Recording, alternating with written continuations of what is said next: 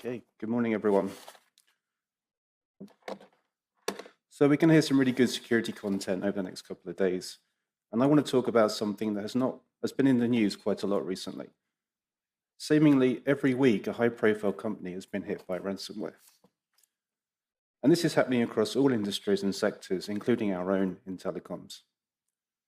I want to raise awareness of one of the lesser-known tactics used by ransomware operators, which is actually more destructive than the loss of data. I also want to talk about how LINX are approaching operational resilience. Okay, so let's get into it.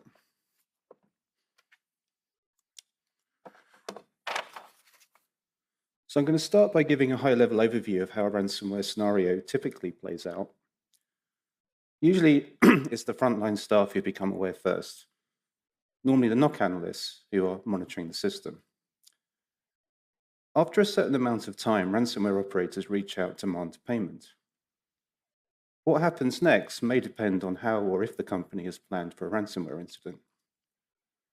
However, typically it will involve some dialogue between the two parties, either direct or through a contracted third party. A decision may have already been made that you won't pay the ransom. Quite often it's not possible to pay a ransom without breaking government sanctions. If you were going to pay the ransom, where would you even source the bitcoins from?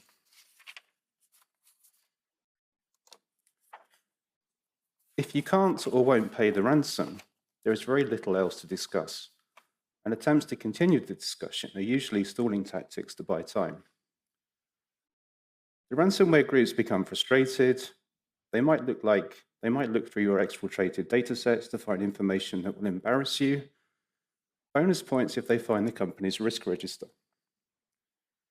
They could also share the dialogue of your discussions with the press that might contradict the carefully created PR statements you've given to your customers. Ultimately, the ransomware operators become impatient and eventually puts the dataset up for sale on the dark web. But could it actually get any worse? Well, sadly, yes, it does. Quite often we frame ransomware in terms of the impact on our data, but what about the infrastructure? If the ransomware group has managed to obtain credentials and taken hold inside your infrastructure, then it's possible to cause significantly more damage than just the loss of data.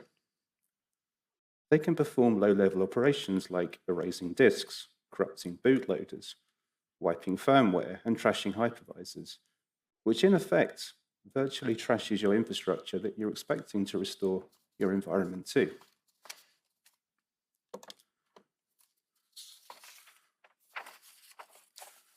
This is not a theoretical scenario.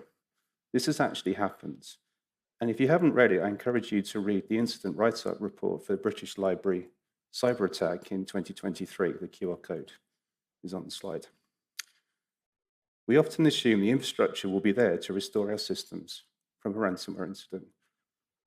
However, if the infrastructure is trashed, how are you going to restore from nothing?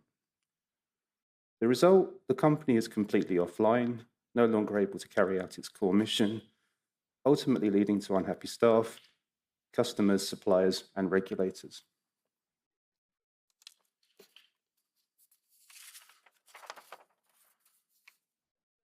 So ransomware is generally well understood as a threat. However, oftentimes there is too much focus on building out layers of preventative and detective controls to try and stop ransomware. Given enough time and resource, the ransomware operators will likely succeed despite your best efforts.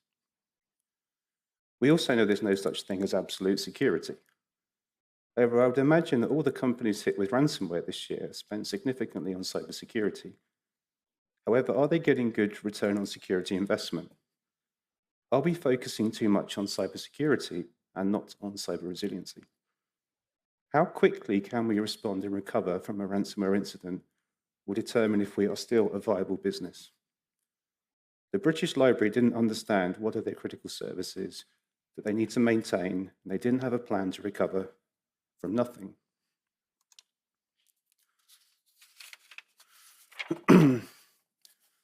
So what can we do? So based on the resiliency gaps I've identified here, at LINX we are adopting the Global Resilience Foundation's Operational Resiliency Framework, the link for documents in the QR code. This is a framework built on the work carried out by the Bank of England as a response to the global financial crisis in 2007. Many UK banks were not resilient enough to withstand shocks in the financial system. The framework asks senior management to decide what are the most critical external systems that the company needs to maintain. For example, for an oil distributor, this would be keeping the oil flowing. Next, we define what are the minimum viable service levels that we need to provide the critical service. Here we consider running the service in an impaired state or without full resilience. Finally, the delivery teams are tasked with calculating how much time it would take to rehydrate the service to the minimum viable service levels. We can then quantify how quickly the service can be rehydrated from nothing.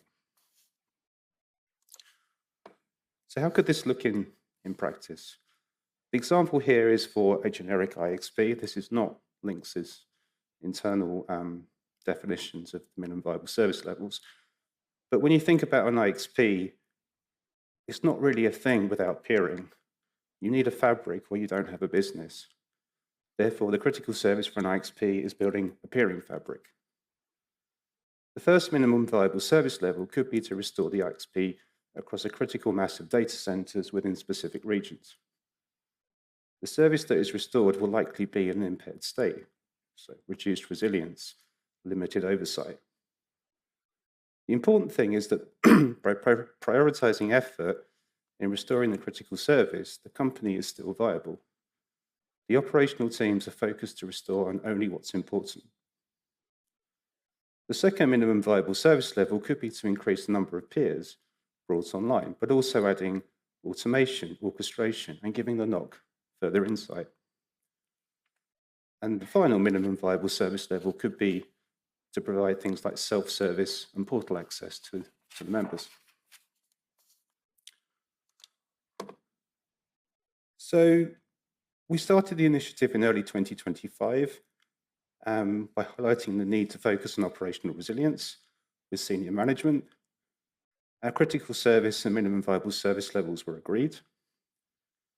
We then ran a number of workshops with the technical teams to understand how we would rebuild the network into an impaired state. And we discovered a number of issues which we are focusing on. We found complex and circular dependencies that we weren't aware of. Although we have very good backup coverage, we found there were some legacy systems that might be difficult to restore from a greenfield site. There are also some gaps in knowledge of how to recover vendor systems from an inconsistent state.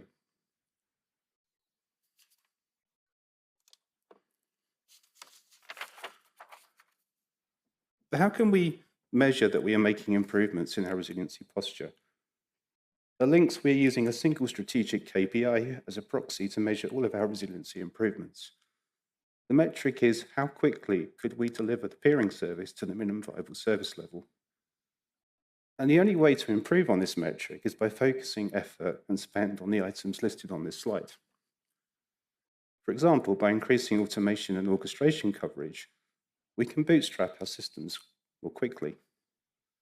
By modeling our networks and systems in the lab using digital twin technology, we can better understand how our systems react under different faults and impaired states. And most importantly, keeping our critical data sets, including our documentation, in cloud immutable storage, which can be received without dependence on the infrastructure. So I hope this has raised some awareness, not only to the threat to your data, but also your infrastructure.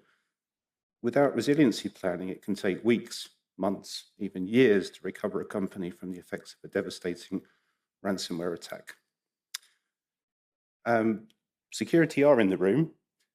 We have my colleague Tim Lockwood, we have my colleague Dan Smith somewhere in the room, and we also have Des, who's giving a presentation later on a similar resilience topic.